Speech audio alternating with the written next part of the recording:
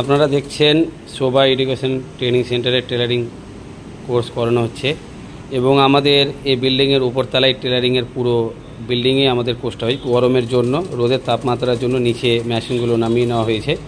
তো আজকে প্র্যাকটিক্যাল আমাদের কিছু স্টুডেন্ট টেলারিংয়ে দেখাচ্ছে এবং ম্যাডাম ওনাদেরকে সুন্দরভাবে প্র্যাকটিক্যাল শেখাচ্ছেন। তো আপনারা দেখছেন আমাদের টেলারিং স্টুডেন্টগুলো তারা ম্যাশিংয়ে তারা কাজ শিখছেন।